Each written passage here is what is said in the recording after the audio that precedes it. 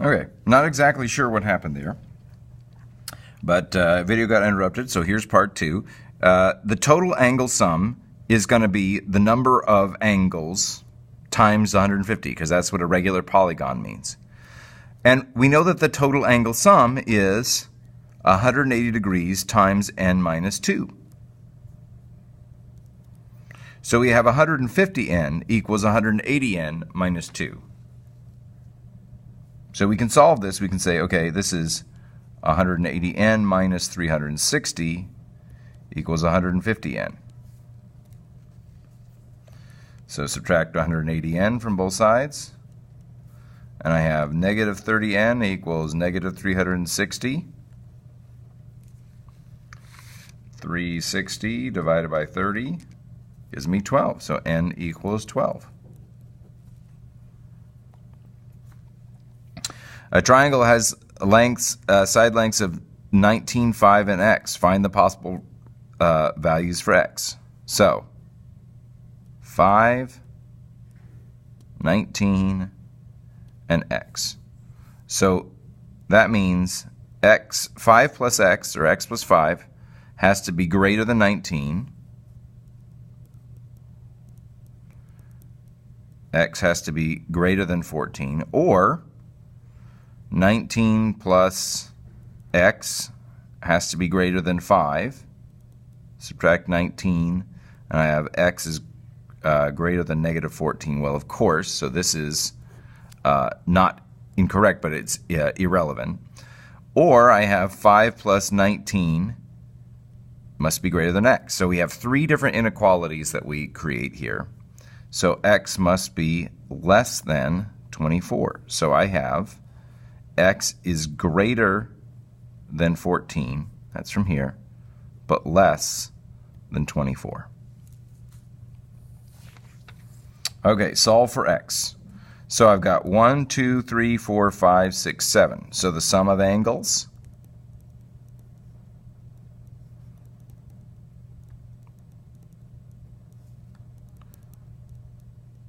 is 180 times 5. Now that equals 900.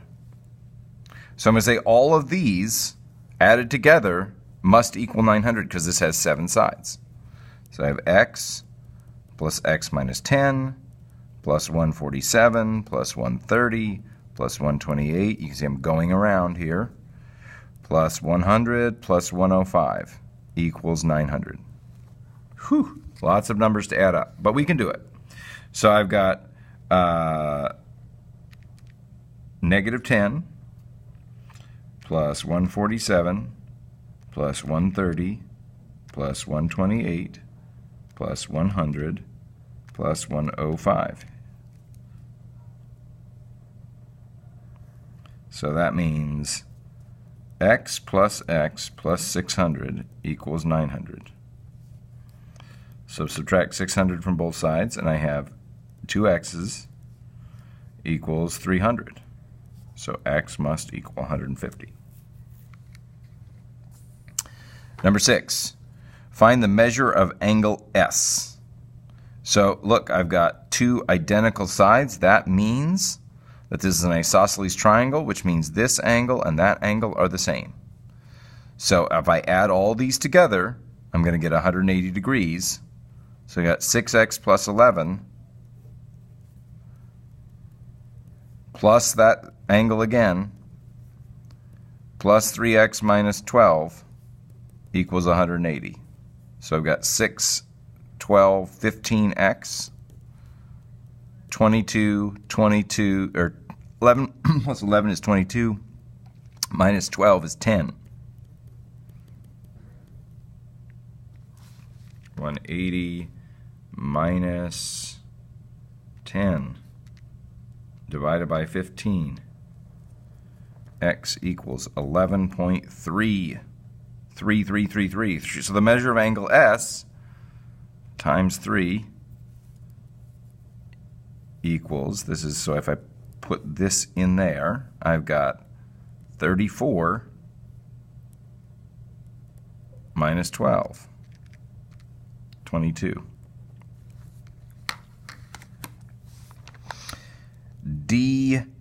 DKJ. We're trying to find the measure of this angle right there. Well, this is our external angles theorem, but a reminder about how this works. What we're saying is these two, let's say I'm going to call this one y. So 8x minus 16 plus y equals 180. And then we add these three, 3 times x plus 4 plus 84 plus y. That's also going to equal 180. So logically, you say if both of these things equal 180, that means that they must equal each other.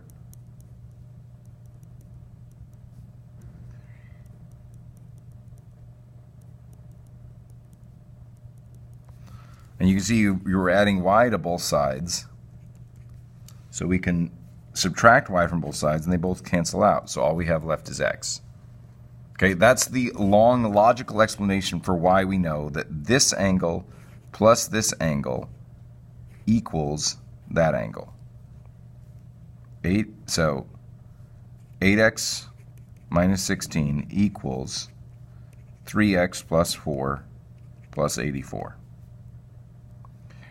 8x minus 16 equals 3x plus 88.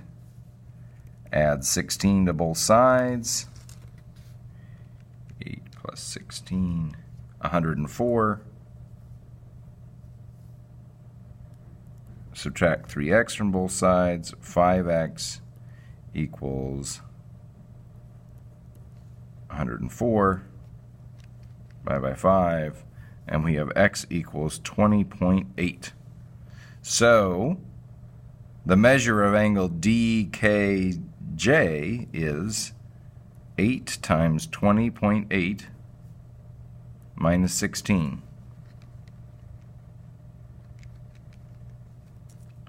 150.4.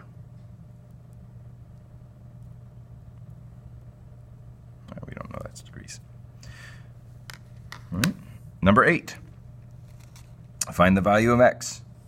Okay, similar to this one with an isosceles triangle, we know that this is an isosceles triangle, but rather than knowing that the angles are the same, therefore we have to figure out the measure of the angles, we know that the angles are the same, therefore the sides must be the same. So therefore, 4x plus 9 must equal 2x minus 5.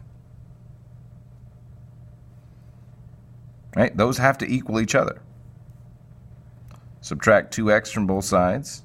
2x plus 9 equals negative 5. Subtract 9 from both sides. Oh, Mr. Woodward, you gave an impossible scenario. I think it was a typo. So that means 2x equals negative 14. Oh, no. All right. What's the problem here, folks? X equals negative 7. So, can x equal negative 7? 2 times negative 7 minus 5. That's going to be negative 19. Can you have a triangle with a measure of negative 19? No. All right, so what we'd have to do as a problem designer, we'd have to say, well, what if this was plus 5 and minus 9? Right?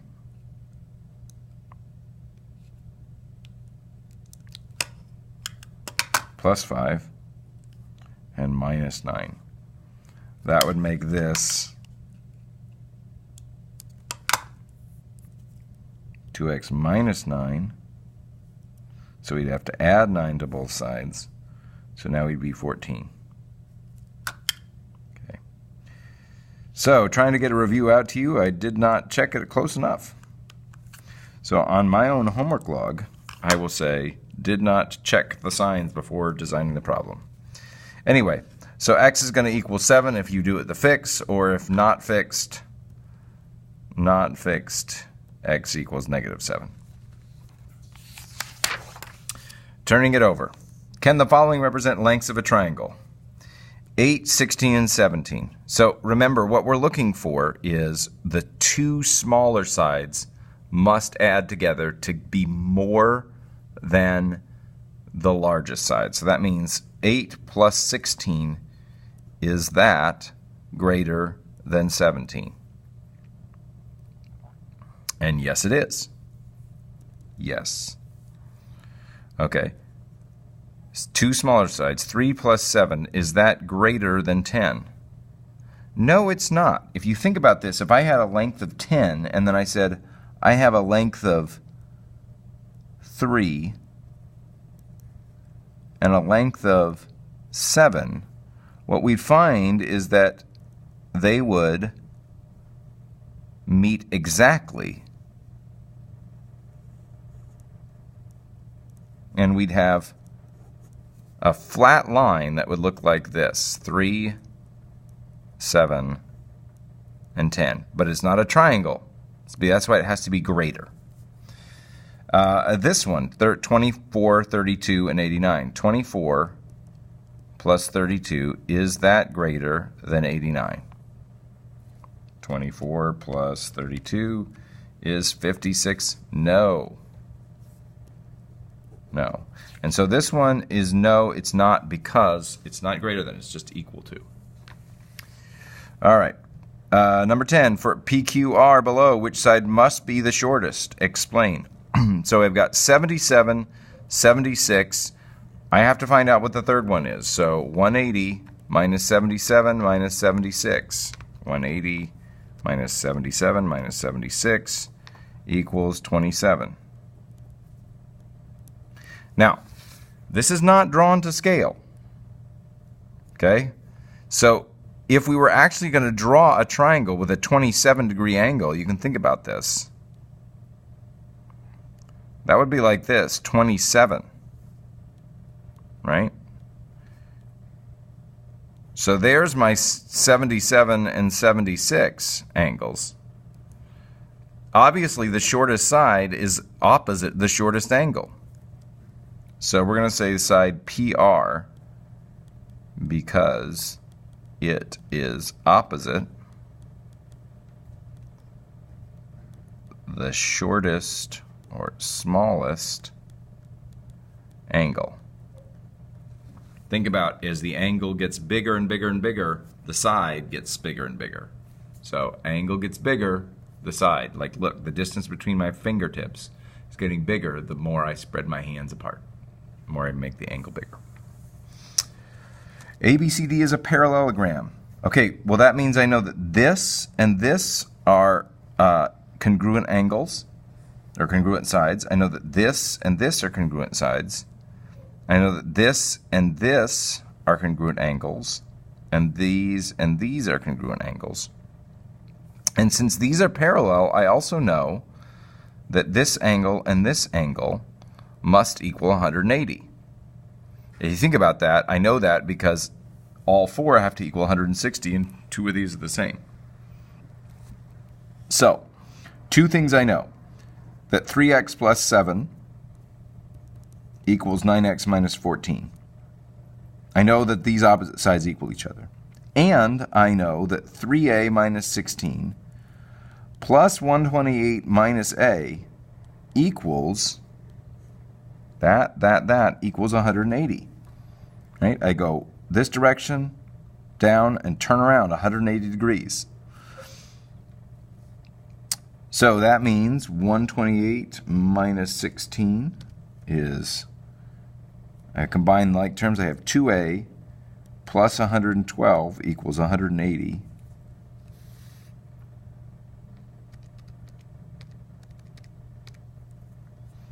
So 2a, if I subtract 112 from both sides, equals 68. So a equals 34. And similarly here, minus 3x plus 14, I have 6x equals 21.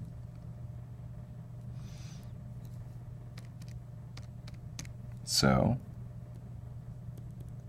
divide both sides by 6, x equals 3.5. Okay, a parallelogram. So go check off the list of things I know about parallelograms. Opposite sides are equal, so AD is congruent to BC. I know that AB is congruent to CD, or the length of AB is the length of CD. I know that the diagonals here bisect each other. In other words, they split each other in half. So that means I know that BP from here to here is equal P to D. So I'm just listing off the things that I know that are equal to each other. So a good strategy in any of these problems is to say, okay, what do I know equals 180, or equals the sum I know? And another strategy would be, what do I know equals itself, equals each other? And so I also know that AP from here to here is equal to P to C. And now I can look at each of these and say, okay, do I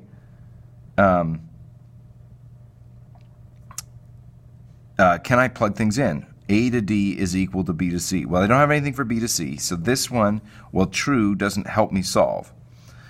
But it says then AB equals CD, AB equals CD. Okay, so I have different expressions for both of those. So I can say, well, x over 3 equals 12. So multiply both sides by 3, and x equals 36.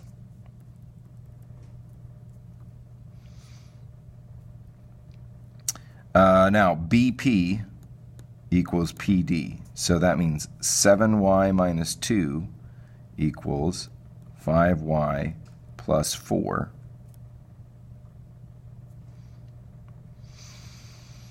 So add 2 to both sides, subtract 5y from both sides, and I have 2y equals 6. So y equals 3.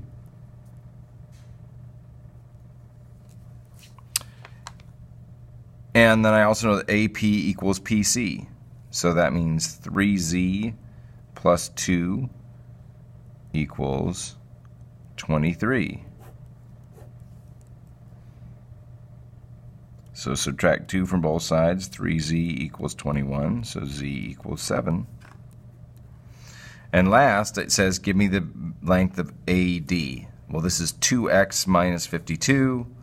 We know that x is 36, so 2 times 36 minus 52.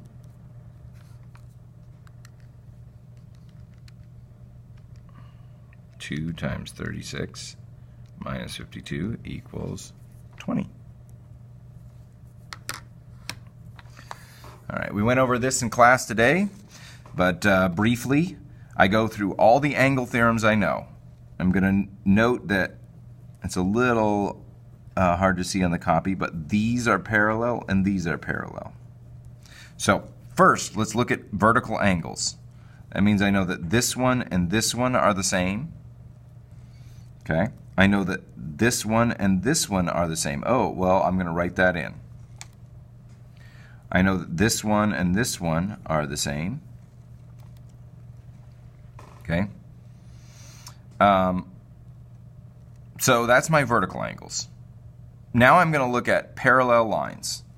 And I want you to notice when I highlight these parallel lines, okay, I highlight them to draw attention to that I've got two parallel lines and a line that connects them. So that means I know that this and this are exactly the same. Those are alternate interior angles. So this is x. I haven't found x yet, but I know that's what it will be. Okay? And then I have other parallel lines. Use a different color here. This line and this line are parallel. So that means, look, I've got something crossing them. That means this angle here must be equal to that angle. I got to make sure I label these separately.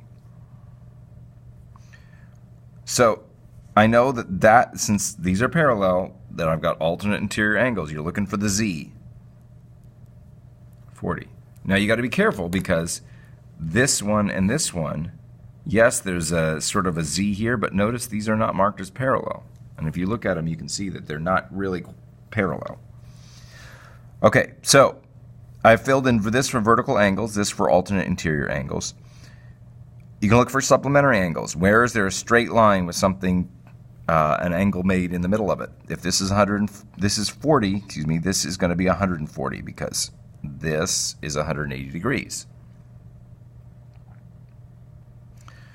All right, that's it for what I can determine with vertical angles or opposite interior angles. Now I need to look at polygon sums and say, look, I've got 1, 2, 3, 4 angles in this shape, and 3 of them I know. So a shape of a polygon, some of the angles of a polygon of a quadrilateral 4 shape is 180 times 4 minus 2, or 180 times 2, or 360. So I know that these angles, 40 plus 160 plus 65 plus x, is going to be 360. So if I take 360 and I subtract all the, 360, and I subtract all the other ones that I know, minus 65, minus 160, minus 40, I get 95. So I know that x equals 95. So that must mean that this is 95 degrees, which means that, what? I've got these 2 angles. So this one is going to be 180, the triangle, minus 95 minus 65. 180 minus 95 minus 65 equals 20. And this one here is going to be another quadrilateral.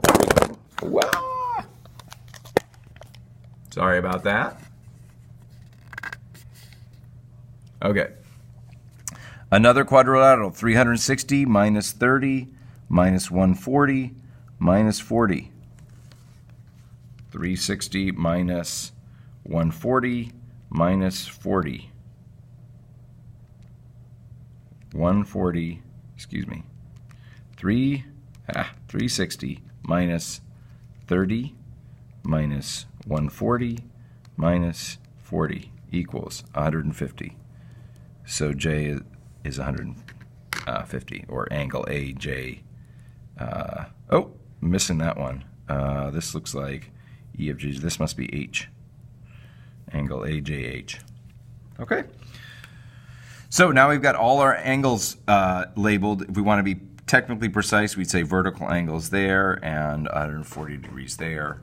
We could also say this is 180 degrees, so this must be 115. 115. And there we've got all our angles. All right, decide whether the statement is always, sometimes, or never true. Opposite sides of a rectangle are congruent. Well, rectangles are parallelograms. If you have two 90-degree angles, it follows that this and this side are always going to be true. So this is always. Diagonals of a square are perpendicular. Well, what do we know about squares? We know that all sides are the same. We know that they're at right angles of each other. Okay, so this is a type of rectangle. All rectangles are always parallelograms. Okay. We also know that if a parallelogram has congruent sides, that must mean it is also a rhombus. Right? Rhombus would have opposite angles are congruent. So a rhombus is a square. It's careful. A square is always a rhombus. So the diagonals of a square, because the diagonals of a rhombus are perpendicular, the diagonals of a square must be perpendicular, always. Now, a rhombus is a square. Well, a square is a rhombus. But that doesn't mean all rhombuses are squares. So we would say sometimes this is true.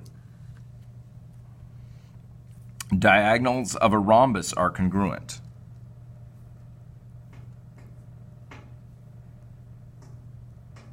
Here's a rhombus. Are the diagonals congruent? Well, clearly not. Okay, so are there any, though, is this sometimes or never true?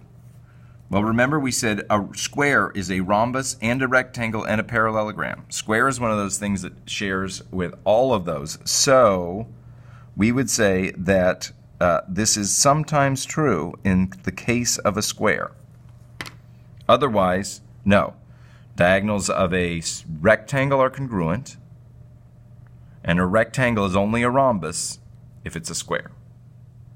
Otherwise, rectangle, when one of the pairs of sides is longer, it's not a rhombus, right? Because it's not symmetrical.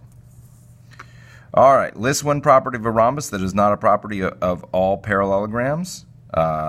Diagonals are at right angles. That's one of them. Or we could also say symmetrical about one diagonal. List one property of a rectangle that is not a property of all parallelograms. Well, we could say right angles. All right angles.